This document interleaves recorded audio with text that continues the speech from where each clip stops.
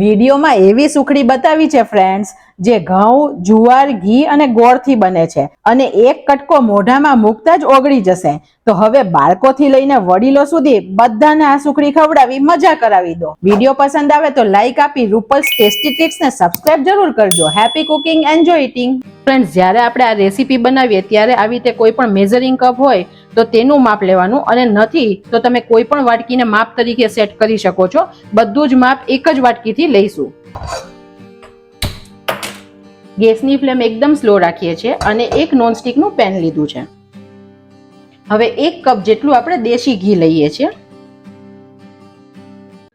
ઘીને આપણે થોડું ગરમ થવા દઈએ. ઘણી વખત આપણને એવું થાય છે કે સ્વીટ બનાવીએ ત્યારે આપણે કેટલું બધું ઘી વાપરીએ છીએ, પણ ઘી શરીર માટે ખૂબ ફાયદાકારક છે. બીજું ફ્રેન્ડ્સ, જ્યારે આપણે સ્વીટ બનાવીએ ત્યારે વધારે પ્રમાણમાં બનાવીએ છીએ અને એક સાથે નથી ખાઈ લેતા. આપણે દરરોજ એક પીસ કરીને ખાઈએ છીએ, તો તેનું માપ આપણા શરીર માટે એકદમ પ્રોપર છે. જ્યારે ફ્રેન્ડ્સ આપણે સુખડી બનાવીએ ત્યારે ઘી એડ કર્યા પછી તરત જ ક્યારેય લોટ એડ નહીં કરી દેવાનો. પહેલા થોડું ઘીને ગરમ થવા દેવાનું. જો ઘી ગરમ નહીં હોય ને લોટ નાખી દેશું ને તો ચીકાશ પકડાઈ જશે. ઘી થોડું ગરમ થઈ ગયું છે. પછી આપણે 1 વાટકી જેટલો ઘઉંનો લોટ એડ કરીએ અને સુખડીને એકદમ હેલ્ધી બનાવવા માટે તેની અંદર 1 કપ જેટલો જુવારનો લોટ એડ કરીએ છીએ. હવે આ બધું આપણે સરખું એકવાર મિક્સ કરીએ. અત્યારે તમે જોશો લોટ નાખ્યો ત્યારે બધું ઘી શોષાઈ ગયું છે. ઘઉં અને જુવાર બંનેની પ્રકૃતિ ફ્રેન્ડ્સ ઠંડી છે, તેથી એસિડિટી હશે તો તે લોકો પણ આને કન્ઝ્યુમ કરી શકે છે. સતત આપણે આને હલાવવાનું છે. હું તમને ફ્રેન્ડ્સ સ્ટેપ બાય સ્ટેપ બતાવું. અત્યારે લોટે બધું ઘી શોષી લીધું છે ને એક કડક મિક્સચર તૈયાર થઈ ગયું છે. જ્યારે લોટ શેકાતો જશે ત્યારે તે ઢીલો થતો જશે અને ઘી છોડશે.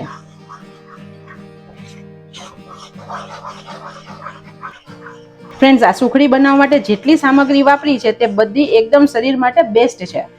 તો સવારમાં નાનાથી લઈને મોટા કોઈ પણ વ્યક્તિ આ એક ટુકડો ખાઈ લે તો તેને પૂરા વિટામિન્સ ને મિનરલ્સ મળી જાય છે.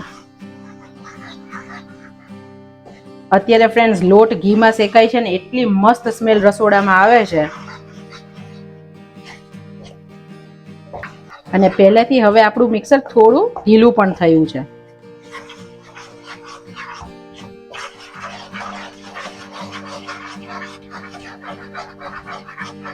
હવે તમે જુઓ આપણો લોટ એકદમ હલકો થતો જાય છે અને આવી રીતે થોડો ફૂલતો પણ જાય છે.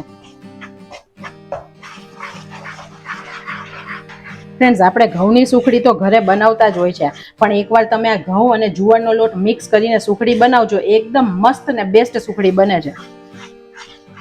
હવે તમે જુઓ લોટ છે તે એમને રાખીએ ને તો તે બબલ્સ પણ કરે છે અને કેવો હલકો હલકો લાગે છે, અને હવે ઘી પણ થોડું થોડું છૂટું પડે છે. હજુ આપણે આને 2 થી 3 મિનિટ થવા દઈએ. લોટનો થોડો કલર પણ ફરી જશે ફ્રેન્ડ્સ અને તે ઘણો હલકો થઈ જશે. અને આ ટાઈમે આપણે હલાવવાનું નથી છોડવાનું, કોન્સ્ટન્ટ આને હલાવવાનું છે, નહીં તો નીચેથી ચોટી જશે. ફ્રેન્ડ્સ, કોઈ પણ સ્વીટ ઘરે બનાવવી અઘરી છે જ નહીં. માત્ર તેમાં કઈ વસ્તુ ઉમેરવી છે અને તે ક્યારે ઉમેરવાની છે તે ખબર પડી જાય ને તો સ્વીટ હંમેશા એકદમ મસ્ત ઘરે બને છે. તમે જુઓ હવે આવી રીતે ક્રેક ક્રેક વાળો લોટ થઈ ગયો છે, જાડી જાડી જેવો, અને સરસ ઘી છૂટું પડતું જાય છે.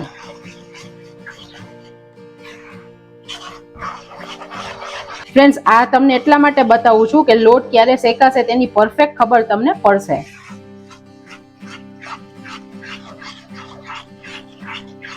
હવે તમે જુઓ પહેલાથી મિશ્રણ ઘણું બધું ઢીલું થઈ ગયું છે. હવે આપણો લોટ 60 થી 70% જેટલો શેકાઈ ગયો છે. હવે આપણે 3 થી 4 ચમચી તલ એડ કરીએ છીએ. આ સફેદ તલ છે ફ્રેન્ડ્સ. તમે આમાં કાળા તલનો ઉપયોગ પણ કરી શકો છો. તલ ફ્રેન્ડ્સ કેલ્શિયમથી ભરપૂર છે, તો તેને સુખડીમાં નાખશું તો ખૂબ જ સરસ ટેસ્ટ તો આવશે, પણ તેમાંથી આપણને પોષક તત્વો પણ સરસ મળશે. તલ એડ કર્યા પછી આપણે 1 થી 1.5 ચમચી જેટલો સૂંઠ પાવડર એડ કરીએ છીએ, જે ડબલ સીઝન એટલે કે બદલાતી ઋતુ હોય તેમાં કફ અને શરદી સામે ખૂબ રાહત આપે છે. હવે આપણું મિશ્રણ સરસ શેકાઈ ગયું છે. તમે જોઈ શકો છો તે ઢીલું પણ થઈ ગયું છે, ઘી પણ છૂટી ગયું છે અને લોટનો કલર પણ સરસ બદલાઈ ગયો છે. લોટ સરખો શેકવાનો ફ્રેન્ડ્સ, નહીં તો જ્યારે આપણે ખાઈએ ને ત્યારે આપણને કાચો કાચો લોટ ખાતા હોય ને તેવું લાગશે. અને તમે આમ ભેગું કરો તો તમે નીચે જુઓ જાડી જાડી જેવું ટેક્સચર સરસ આવી ગયું છે. તો આ પરફેક્ટ છે. આપણે ગેસની ફ્લેમ બંધ કરીએ. ગેસ પરથી નીચે ઉતાર્યા પછી આપણે તેને થોડું મિક્સ કરીએ. અત્યારે કડાઈ અને લોટ બંને ગરમ છે તો 1/4 કપ જેટલું ટોપરાનું છીણ એડ કરીએ છીએ. ટોપરાનું છીણ, આ લોટ ગરમ છે ને ફ્રેન્ડ્સ, અને કડાઈ પણ ગરમ છે તો સરસ શેકાઈ જશે. પહેલેથી આપણે લોટમાં એડ કરીને શેકીએ ને તો તે બળી જાય છે.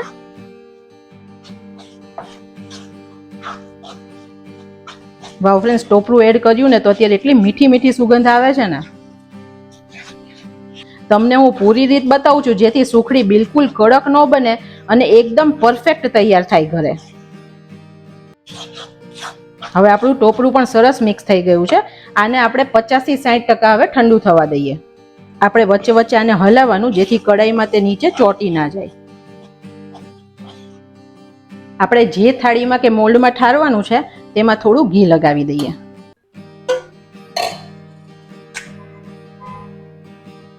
હવે આપણું મિશ્રણ 50-60% જેટલું ઠંડુ થઈ ગયું છે.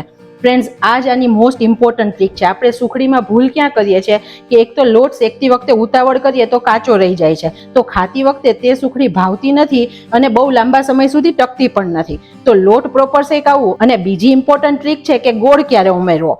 ગોળ હંમેશા ફ્રેન્ડ્સ આપણે જ્યારે ગેસ ઉપર હોય ત્યારે ઉમેરી દઈએ ને તો સુખડી ગોળનો પાયો થવાથી એકદમ વધારે ચવળ થઈ જાય છે. તે ના થાય તેની માટે આપણે આ પ્રોસિજર કરવાની. 1 કપ જેટલો ગોળ લીધો છે. અત્યારે મારો દેશી ગોળ છે તો ભેગો છે તો તમને થોડો ઓછો દેખાય છે. જો કોલ્હાપુરી હોય તો તમારે સમારીને એડ કરવાનો જેથી સરસ મિક્સ થઈ જાય. અને સરસ બધું મિક્સ કરીએ.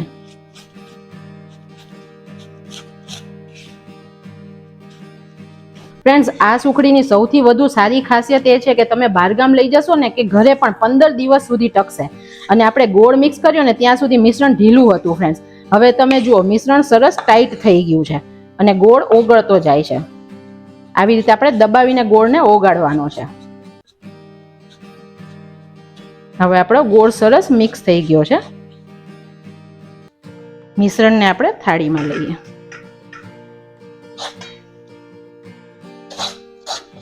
અને વાટકી ઉપર થોડું ઘી લગાવ્યું હતું અને તેનાથી દબાવી દઈએ આવી રીતે.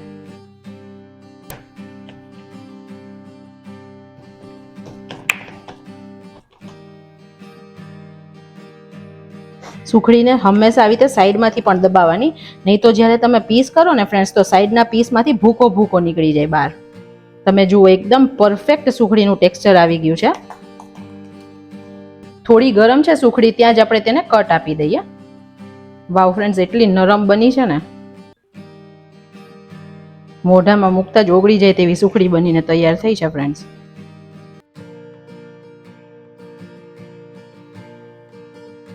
હવે આને પૂરું ઠંડુ થવા દેવાનું, પછી પીસ નીકાળવાના, નહીં તો તૂટી જશે.